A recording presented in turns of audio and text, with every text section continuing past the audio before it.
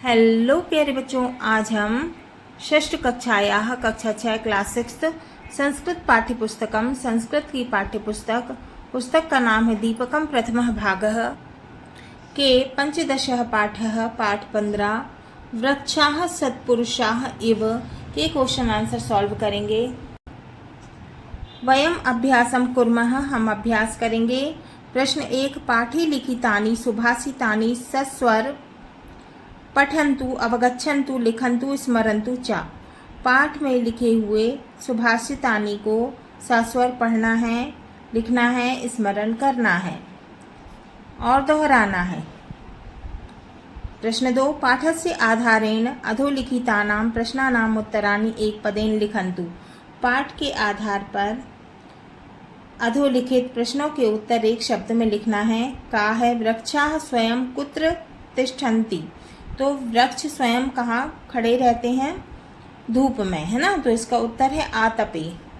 फिर खा, परोपकाराय का वहन्ति, परोपकार के लिए क्या बहती है? तो इसका उत्तर है नद्यः, नदी। गा, 10 वापी समः कः भवति, 10 वापी के समान क्या है? हत्रद है ना, मतलब सरोवर।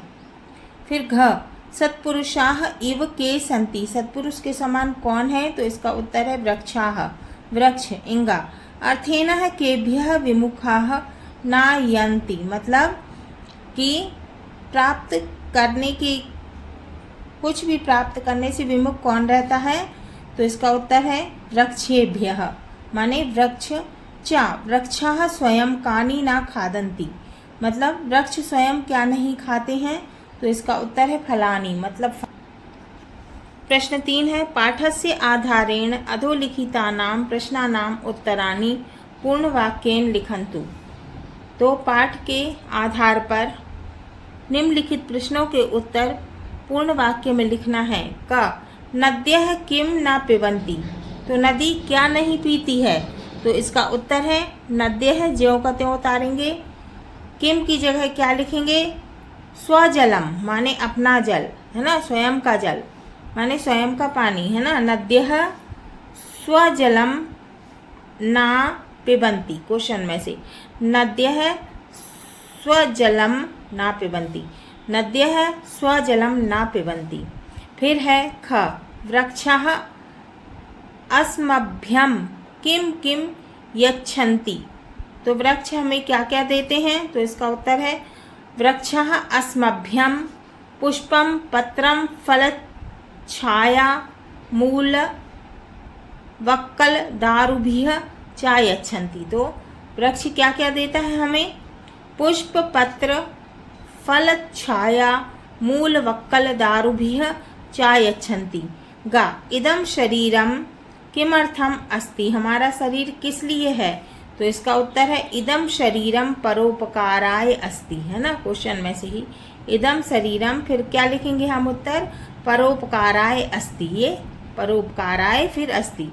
घ, 10 पुत्र समः कः भवति, 10 पुत्र के समान क्या है? तो इसका उत्तर है 10 पुत्र समः वृक्षः भवति, 10 पुत्र के समान वृक्ष है, पेड़ है। इंगा, केशां विभूतयः परोपकाराय भवन्ति, तो इसका उत्तर है सता विभूतयः परोपकाराय भवन्ति। फिर है चा, अनस्य छात्रां के कुर्वन्ति, तो इसका उत्तर है चा है अनस्य छायां के कुर्वन्ति, तो इसका उत्तर है वृक्षाः अनस्य छाया कुर्वन्ति। दूसरों को वृक्ष छाया देते हैं, है ना, दूसरों के लिए छाया करते हैं। फिर है चौथा, पट्टिकातः उचितानि पदानि चित्वा रिक्त स्थानानि पूरयन्तु, तो पट्टी में दिए हुए उचित शब्द को चुनकर रिक्त स्थान की पूर्ति करना है। यथा, जैसे छाया मनस्य कुर्वन्ति तिष्ठन्ति स्वयमातपे, तो का है फलान्यपि परार्थाय वृक्षाः सत्पुरुषाः, क्या है? वृक्षाः सत्पुरुषा एव। फिर ख, 10 समः पुत्रः, 10 पुत्र समो द्रुमः। फिर है गा, सुजन सयेव येषां वे विमुखा यान्ति नार्थिनः। फिर घा परोपकाराय इदं शरीरम। इंगा स्वयं न खादन्ति फलानि वृक्षाः। च परोपकाराय सतां विभूतयः। फिर है पांचवा, उदाहरणानुसारम अधोलिखितेषु वाक्येषु स्थूलाक्षर पदानां विभक्तिं निर्दिशन्तु।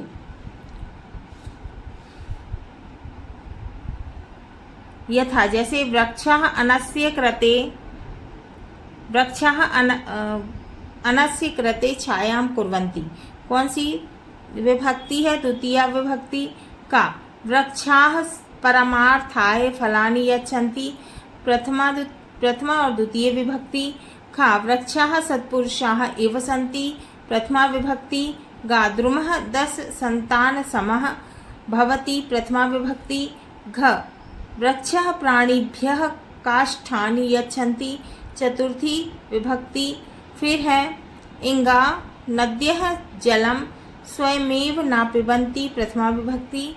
फिर है च सज्जनानां संगतिं करोतु। द्वितीय विभक्ति। अब है छठवां प्रश्न, अधोलिखितानां पदानां द्विवचने बहुवचने च रूपाणि लिखन्तु। क्या लिखना है? द्विवचन और बहुवचन लिखना है। ये शब्द दिए हैं इनके। यथा जैसे वृक्षः वृक्षः वृक्षौ वृक्षाः, है ना, ऐसे ही सब में आ जाएगा। का। मेघः मेघः मेघौ मेघाः। हत्रदः हत्रदौ हत्रदाः। सत्पुरुषः सत्पुरुषौ सत्पुरुषाः। छाया छाये छायाः। वापी वाप्यौ वाप्यः। नदी नद्यौ नद्यः। शरीरं शरीरे शरीराणि। पुष्पं पुष्पे पुष्पाणि। अब है सातवां प्रश्न, अधोलिखितानि पदानां परस्परं समुचित मेलनं कृत्वा कः किं ददाति इति लिखन्तु। तो हमको क्या लिखना है? कौन क्या देता है ना, इन दोनों को मिलाकर। क। वृक्षः दुग्धम, है ना। गौ प्रकाशम। सूर्य विद्याम। नदी शुद्ध वायु। अग्निः जलम। शिक्षक है ताप। सही जोड़ी बनाकर क्या करना है? सही लिखना है। वृक्षः तो क्या? वृक्षः शुद्धम वायु ददाती, है ना, शुद्धम वायु। ठीक है, वृक्षः शुद्धम वायु ददाती। गौ क्या देती है? गौ दूध, है ना, तो गौ दुग्धः दुग्धम। गौः दुग्धम ददाति। सूर्यः प्रकाशम ददाति। नदी जलम ददाति। अग्निः तापम ददाति। शिक्षकः विद्याम ददाति। शिक्षक क्या देते हैं? विद्या देते हैं। ठीक है, वृक्ष शुद्ध वायु देते हैं। गौ दूध देती है। सूर्य प्रकाश देता है। नदी जल देती है। अग्नि ताप देती है और शिक्षक विद्या देते हैं। फिर आठवां है, अधोलिखितानि क्रियापदानां लट लकारे प्रथम पुरुषस्य रूपाणि लिखन्तु। तो हमको क्या करना है? प्रथम पुरुष लिखना है लट लकार। ठीक है, इसमें क्या है? तीत है अंति वाला फार्मूला। कुर्वन्ति तीत है अंति। ठीक है, करोति कुरुतः कुर्वन्ति। तिष्ठन्ति तिष्ठति तिष्ठतः तिष्ठन्ति।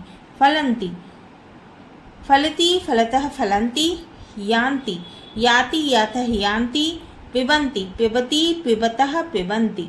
खादन्ति खादति खादतः खादन्ति। अब है योग्यता विस्तार है। पहला है, अधोलिखितां प्रहेलिकां पठित्वा उत्तरं वदन्तु। तो क्या करना है? दिए हुए पहेली को पढ़कर उत्तर देना है। वृक्षाग्रवासी नाचा पक्षीराज है ना, वृक्ष पे रहता है लेकिन पक्षीराज गरुड़ नहीं है। त्रिनेत्रधारी नाचा शूलपाणी। 3 नेत्रों वाला है लेकिन शंकर नहीं है।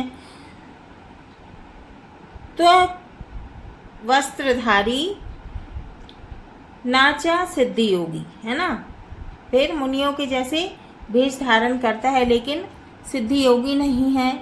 जलम चा विभन्न घटो न मेघ। जल से भरा हुआ है लेकिन ना तो घड़ा है और ना ही मेघ है। बताओ क्या है? तो इसका उत्तर है नारियल।